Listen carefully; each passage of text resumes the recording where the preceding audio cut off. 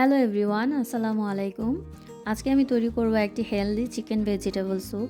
আর এই স্যুপটা তৈরি করা যেমন সহজ, খেতে কিন্তু খুবই মজার হয়। প্রথমে আমি এই স্যুপটা তৈরি করার জন্য আমি নিয়ে নিচ্ছি চিকেন 1 কাপের মতো, গাজর 1 কাপ, টমেটো 1 পিস নিয়েছি, আর ফুলকপি দিয়ে দিচ্ছি আধা কাপ পরিমাণ, পেঁয়াজ পাতা কুচি দিচ্ছি আধা কাপ পরিমাণ।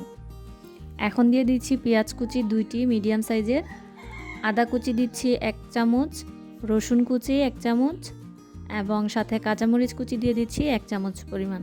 এবার দিচ্ছি লবণ স্বাদ মতো, আরও দিয়ে দিচ্ছি মরিচের গুঁড়া আধা চামচ এবং সয়া সস দিচ্ছি 3 চামচ। এবার টমেটো সস দিচ্ছি 4 চামচ, সাথে টেস্টের জন্য চিনি দিয়ে দিচ্ছি 2 চামচ আর একটু টেস্টিং সল্ট দিয়ে দিচ্ছি। এখানে আমি টেস্টিং সল্ট নিয়েছি 1/4 চা চামচের মতো, আপনারা চাইলে এটা স্কিপ করতে পারেন।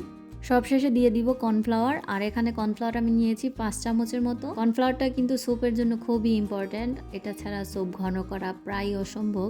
এখন সবগুলো উপকরণকে কিছু সময় নিয়ে আমি হাত দিয়ে ভালো করে মেখে নিচ্ছি। হাত দিয়ে ভালো করে মেখে এটার মধ্যে আমি পরিমাণ মতো পানি দিয়ে দিচ্ছি। আপনারা স্যুপটাকে যতটুকু ঘন করতে চান সেই অনুযায়ী পানি দিবেন। এবার স্যুপটাকে আমি চুলায় বসিয়ে দিচ্ছি। চুলায় বসিয়ে এটাকে কিছুক্ষণ পর পর নেড়ে চেড়ে জাল করে ঘন করে নেব। যেহেতু এর মধ্যে আমি কর্নফ্লাওয়ারটা অ্যাড করেছি, তাই এটাকে আমি বারবার নেড়ে চেড়ে দিচ্ছি। এটাকে ততক্ষণ পর্যন্ত জাল করবেন যতক্ষণ না এটা ভালো করে ঘন হয়ে যাচ্ছে। স্যুপটা কিন্তু ঘন হয়ে গেছে। এখন এর মধ্যে আমি দিয়ে দিব গোলমরিচের গুঁড়া 1/2 চা চামচ এবং সাথে দিয়ে দিচ্ছি ধনেপাতা কুচি। এবার এগুলোকে আমি ভালো করে মিশিয়ে দিচ্ছি স্যুপের সাথে। ভালো করে মেশানো হয়ে গেলে এর মধ্যে আমি 2টা ডিম ভালো করে ফেটে দিয়ে দিব। এই ডিমটাকে আমি অনেকক্ষণ ফেটিয়ে নিয়েছি।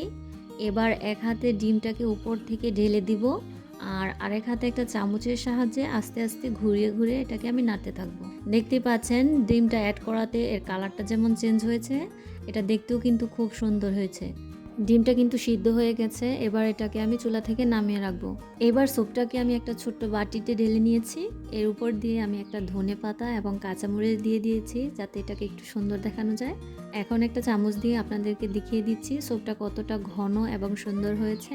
আশা করছি আমার রেসিপিটি আপনাদের খুব ভালো লাগবে। যদি রান্নাটি আপনাদের ভালো লেগে থাকে তাহলে অবশ্যই আমার চ্যানেলটিকে সাবস্ক্রাইব করবেন। আল্লাহ হাফেজ।